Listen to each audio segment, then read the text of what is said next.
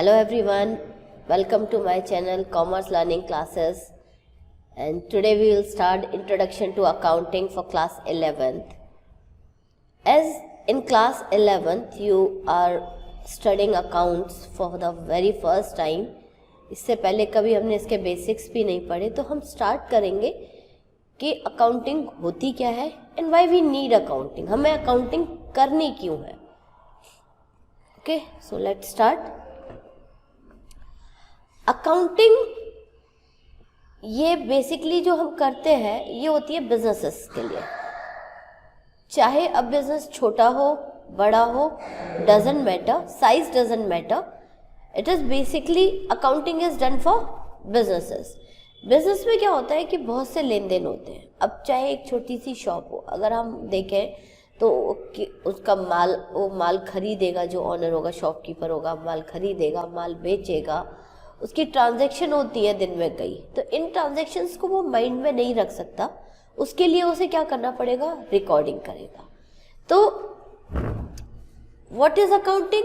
Accounting is a systematic process of identifying, measuring, recording, classifying, summarizing, interpreting and communicating financial information to the users. Okay? Identifying क्या है? Identifying मतलब हमें जो transactions हैं, अगर काफ़ी सारी ट्रांजैक्शंस दी हुई हैं तो उसमें से ये आइडेंटिफाई करना कि वो कौन सी ट्रांजैक्शंस बिजनेस से रिलेटेड है. Now for example we said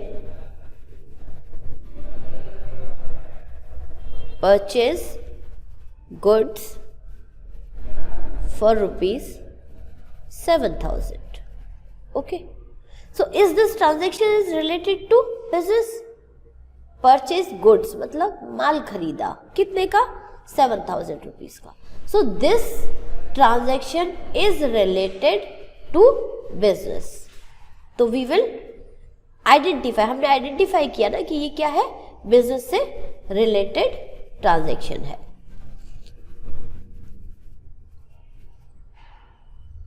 purchased gift for friend. अब फ्रेंड के लिए गिफ्ट लिया 2,000 रुपीज का. Is this related to business? Friend के लिए गिफ्ट किया, ये पर्सनल यूज है, इसको बिजनेस क्यों रिकॉर्ड करेगा, क्योंकि बिजनेस से रिलेटेड नहीं है. तो this transaction will not be recorded in books of account. So this is not a transaction related to business. तो हम आइडेंटिफाई करते हैं कि हमारी कौन सी ट्रांजैक्शंस, कौन से लेन देन जो हैं वो बिजनेस से रिलेटेड है, हम उन्हीं को रिकॉर्ड करते हैं.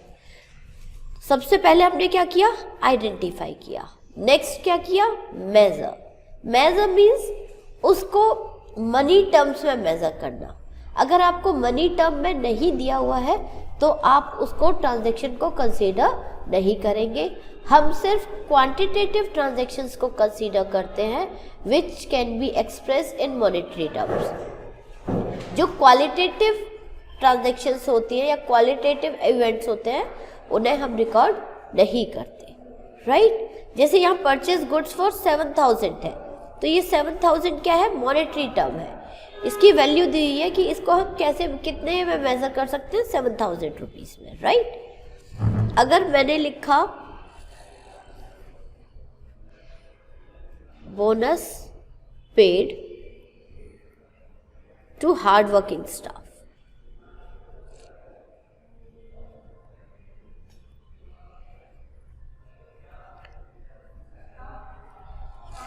Now hard working staff is a quality, bonus paid, but इसको आपने मॉनेटरी टर्म्स में हमने कहीं लिखा ही नहीं है कितना बोनस पे किया, मतलब जो हार्ड वर्क किया उसके लिए क्या पे किया ये मेंशन ही नहीं है. तो हम इसे कंसीडर कैसे करेंगे, क्योंकि ये मेजरेबल नहीं है मॉनेटरी टर्म्स में. So it will not be recorded in the books of account. अगर मैं लिखूं bonus paid to hard working staff ₹5,000, तो अब ये मॉनेटरी टर्म्स में मेजरेबल है, क्योंकि हमने वैल्यू दी हुई है कि हमने कितना बोनस दिया है स्टाफ को उनके हार्ड वर्क के लिए. Right? So first is identifying, second is measuring, third is recording. Recording, अब हम इनको बुक्स ऑफ अकाउंट्स में लिखते हैं, रिकॉर्ड करते हैं। रिकॉर्डिंग हम करते हैं बेसिकली जर्नल में। क्लासिफाइंग, क्लासिफाइंग क्या होता है? एक ही टाइप की जितनी भी ट्रांजैक्शंस हैं उनको आपने एक जगह पर लिख दिया। जैसे एग्जाम्पल के लिए आप स्कूल जाते हैं, अब जो 9th स्टैंडर्ड के बच्चे होंगे उनको 9th क्लास में रखा जाएगा, जो सब 9th से पढ़ रहे होंगे। जो 10th के बच्चे होंगे उनको 10th क्लास में बिठाया जाएगा, राइट, उनकी क्लास अलग होगी। ऐसा तो होता नहीं है कि 9th और 10th सबके स्टूडेंट्स को सर ने एक साथ बिठा दिया, तो सर आए 9th का पढ़ा के गए तो 9th के बच्चों ने नोट कर लिया, 10th का पढ़ा है तो 10th के बच्चों ने नोट कर लिया। तो उसमें क्या होता है कि हम उनको क्लासीफाई कर देते हैं, उनकी क्लासेस अलग अलग कर देते हैं। तो इसी तरीके से क्लासीफाई में क्या होता है कि ट्रांजैक्शंस जो आपस में एक दूसरे से रिलेटेड है, एक ही हेड के अंदर जो ट्रांजैक्शन आती है उनको हम क्लासीफाई करके एक जगह लिख देते हैं। फॉर एग्जाम्पल, जैसे कैश की एंट्री दी हुई है, purchase goods for cash, purchase goods for 7,000 for cash, ठीक है, लिखा हुआ है सोल्ड गुड्स फॉर कैश 5,000। इसमें क्या है, ये सारी ये जो ट्रांजैक्शन है, जो कैश का जो इनफ्लो हो रहा है, आउटफ्लो हो रहा है, ये सब हम कैश अकाउंट में लिखेंगे, ठीक है। कैश अकाउंट में सारी कैश से रिलेटेड एंट्रीज कर दी। परचेज अकाउंट बनाया, परचेज अकाउंट में गुड्स जो हम परचेज कर रहे हैं उससे रिलेटेड एंट्री कर दी। सेल्स अकाउंट बनाया, जो भी गुड्स हम सेल्स कर रहे हैं आइदर ऑन क्रेडिट और कैश बेसिस, सबको उसमें रिकॉर्ड कर दिया। तो मतलब हमने एक तरह की ट्रांजैक्शंस को एक जगह लिख दिया, राइट। क्लासीफाई के बाद हमारा आता है समराइजिंग। समराइजिंग मीन्स एक समरी तैयार करना। हमने जो भी अकाउंट्स बनाए हैं उनकी एक समरी तैयार करना। समरी क्या होता है? एक ब्रीफ लुक। तो समराइजिंग में हमारा ट्रायल बैलेंस आता है, प्रॉफिट एंड लॉस अकाउंट आता है, बैलेंस शीट आती है। तो इससे क्या होता है कि किस अकाउंट, ट्रायल बैलेंस में होता है किस अकाउंट का क्या बैलेंस है, डेबिट बैलेंस है, क्रेडिट बैलेंस है, ये हम उसमें सारे अकाउंट्स का मेंशन कर देते हैं। प्रॉफिट एंड लॉस अकाउंट होता है एक अकाउंटिंग पीरियड के लिए आप जो है आपका बिजनेस में क्या प्रॉफिट और लॉस हुआ है वो कैलकुलेट करना। समराइजिंग के बाद होता है interpreting and communicating financial information to the user. अब जो आपने समरी तैयार की उससे क्या रिजल्ट निकला, आपका प्रॉफिट लॉस जो भी निकला वो मेंशन करके जो फाइनेंशियल इंफॉर्मेशन है वो हम किसको देते हैं? यूजर्स को देते हैं। ओके, यूजर्स क्या होते हैं? यूजर्स होते हैं जिनको फाइनेंशियल इंफॉर्मेशन बेनिफिट करती है, जिन्हें जानना होता है कि बिजनेस में क्या चल रहा है। जैसे कि ओनर है, ओनर को ये जानना होता है कि एंड ऑफ द डे उसको क्या प्रॉफिट या क्या लॉस हुआ। This is the meaning of accounting. Accounting is a systematic process of identifying, measuring, recording, classifying, summarizing, interpreting and communicating financial information to the users. And if we discuss the definition, so it is given by American Institute of Certified Public Accountants, and the definition is accounting is the art of recording, classifying and summarizing in a significant manner and in terms of money. In a significant manner मतलब एक given process, एक given proper मतलब manner में आप उनको summarise करोगे and in terms of money, और money की टर्म्स में होने चाहिए। Transaction and events which are in part at least of a financial character and interpreting the results thereof. So this is the meaning and definition of accounting. So let's move on to characteristics of accounting. तो definition से अगर हम consider करेंगे तो first वही है identification of financial transaction and events. सारी transactions और इवेंट्स को हमको आइडेंटिफाई करना है। सेकंड है मेजरिंग द आइडेंटिफाइड ट्रांजैक्शन, कि जो हमने आइडेंटिफाई की ट्रांजैक्शंस कि वो बिजनेस से रिलेटेड हैं या नहीं, उनको मेजर करना है इन terms of money.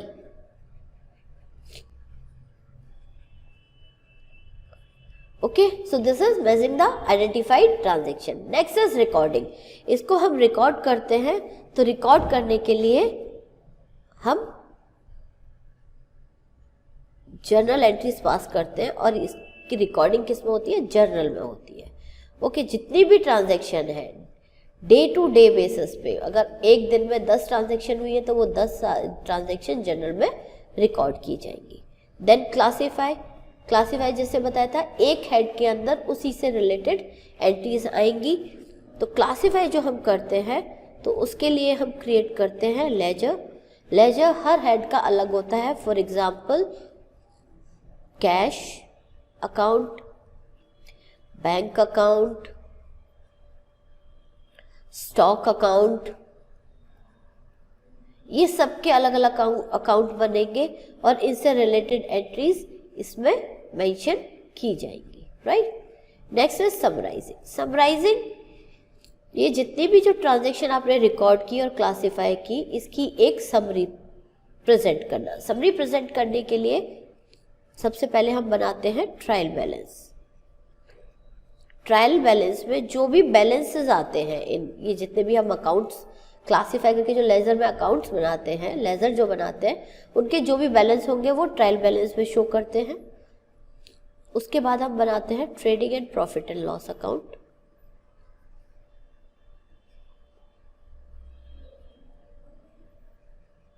Trading and profit and loss account क्या होता है कि एक अकाउंटिंग पीरियड के अंदर कितना प्रॉफिट या लॉस हो रहा है बिजनेस में, वो कैलकुलेट करने के लिए हम trading and profit and loss account बनाते हैं। और थर्ड इसमें हम समराइजिंग में बनाते हैं बैलेंस शीट। बैलेंस शीट क्या होती है? It is a statement which shows the financial position of a business. एक फर्म की फाइनेंशियल पोजीशन क्या है, उसके पास कितना कैश है, कितना बैंक में बैलेंस है, कितनी अमाउंट की उसकी मशीनरी है, कितना फर्नीचर है, कितनी उसकी लायबिलिटीज है जो उसको पे ऑफ करनी है, वो सब बैलेंस शीट में मेंशन किया जाता है। Analysis and interpretation, it means जो भी ये जो आपने समरी तैयार की है, इससे क्या रिजल्ट निकलता है, उसको इंटरप्रेट करना और एनालाइज करना, मतलब कंपैरिजन करना कि लास्ट ईयर में कितना था, अब कितना है। ये सब एनालिसिस एंड इंटरप्रिटेशन किस में होता है? अकाउंटिंग में। कम्युनिकेटिंग, जो भी रिजल्ट्स आए हैं, जो रिजल्ट्स हैं उनको कम्युनिकेट करना है to the users.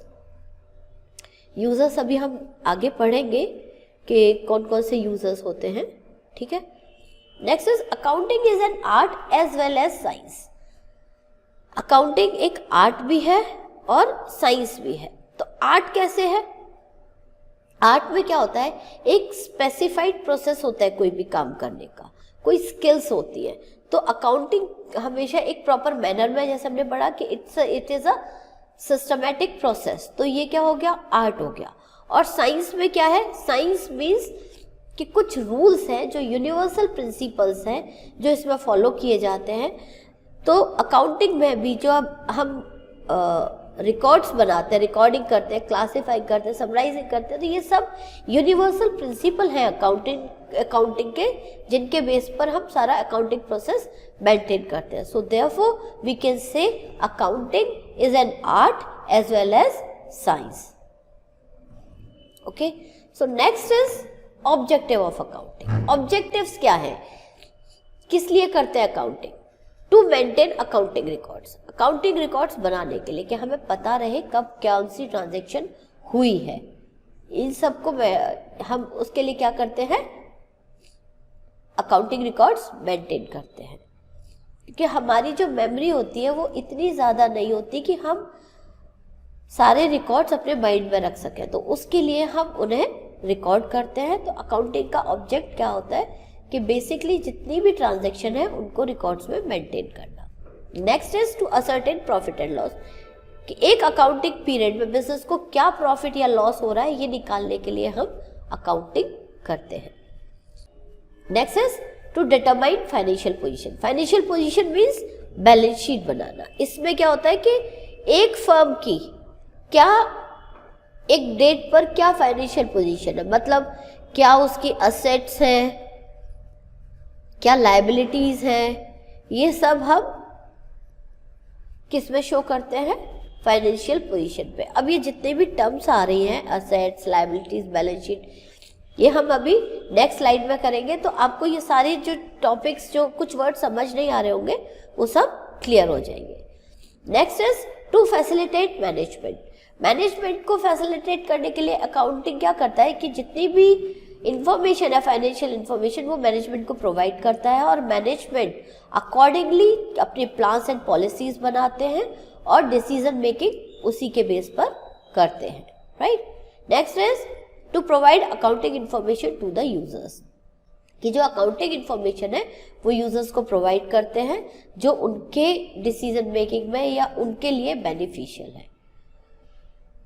Next is advantages of accounting. Accounting की एडवांटेजेस क्या होती है? First one is provide financial information about business, के बिजनेस से रिलेटेड जितनी भी फाइनेंशियल इंफॉर्मेशन है वो अकाउंटिंग प्रोवाइड करता है। So this is the first benefit of accounting. Next is assistance to management.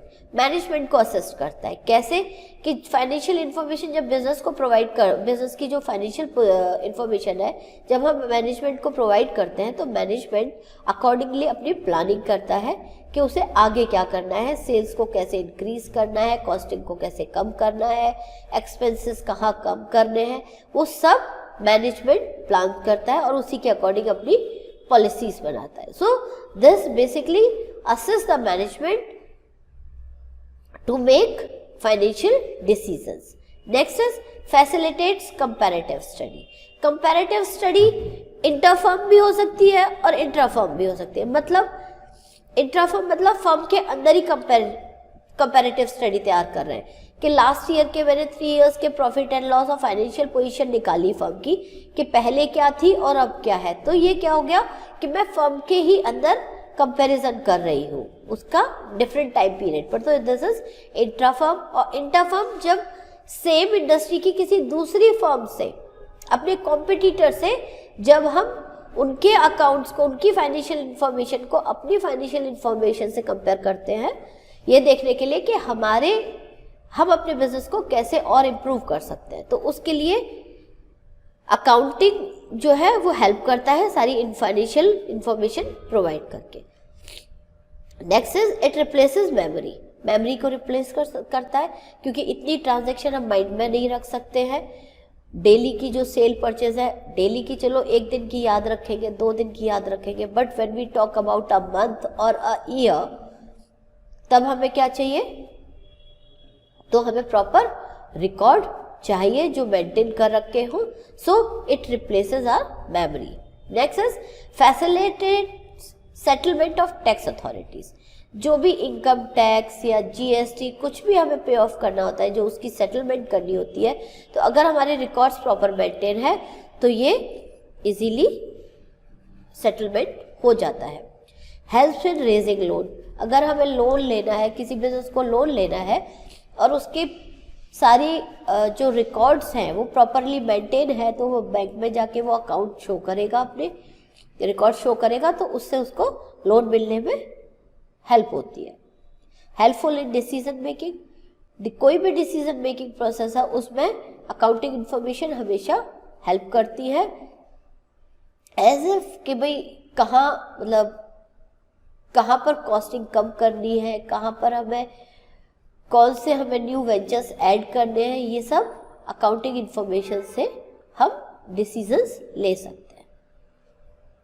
Okay, next is limitation of accounting. Accounting की limitations क्या है?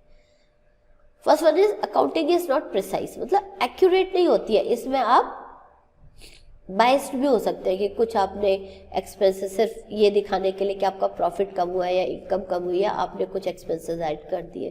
So this is not precise. Accounting ignores qualitative element. जो qualitative element है उसको ignore कर देता है, right? क्योंकि ये सिर्फ क्वांटिटेटिव एलिमेंट्स को ही कंसीडर करता है which are measurable in money terms. अगर मनी टर्म्स में वो आप उसे कंसीडर नहीं कर सकते किसी एलिमेंट को, तो हम उसे इग्नोर कर देंगे। So accounting ignores the effect of price level changes. Price level changes को हम इग्नोर करते हैं, हम सिर्फ अपनी कॉस्टिंग को और हम जो एक्सपेंस कर रहे हैं सिर्फ वही दिखाते हैं, हम मार्केट प्राइस लेवल इसमें जो उसका इफेक्ट हो रहा है वो हम शो नहीं करते। Accounting is done on historical value of asset. Assets की वैल्यू हम जो लेते हैं वो हिस्टोरिकल लेते हैं, मतलब जैसे मैंने मशीनरी ली इन 2019 ₹2 लाख की, तो मैं जो अकाउंटिंग रिकॉर्ड्स मेंटेन करूंगी, मैंने 2 लाख की ली, इसमें क्या डेप्रिसिएशन हुआ वो लिख दूंगी, लेकिन कॉस्टिंग कौन सी कंसीडर होगी 2 लाख की, तो दिस इज हिस्टोरिकल वैल्यू। तो अकाउंटिंग जो है वो हिस्टोरिकल वैल्यू पे होती है, करंट जो मार्केट प्राइस है उस पर नहीं किया जाता। अकाउंटिंग में लीड टू विंडो ड्रेसिंग, सिर्फ मैं अपनी अकाउंटिंग इंफॉर्मेशन को अच्छा दिखाने के लिए क्वाइट पॉसिबल कि मैं कुछ एक्सपेंसेस को या तो ना दिखाऊं, या मुझे अगर इनकम दिखानी है तो मैं कुछ एक्सपेंसेस बढ़ा के दिखा दूं। तो this is basically not proper, नहीं कह सकते कि एकदम प्रॉपर या प्रिसाइज होती है, इसमें भी बाइस हो सकते हैं। Okay, so this is it for today. In next class we will do what are the user for accounting informations and what is double entry system, single entry system, etc. So till then, bye, take care and stay safe. Thank you so much.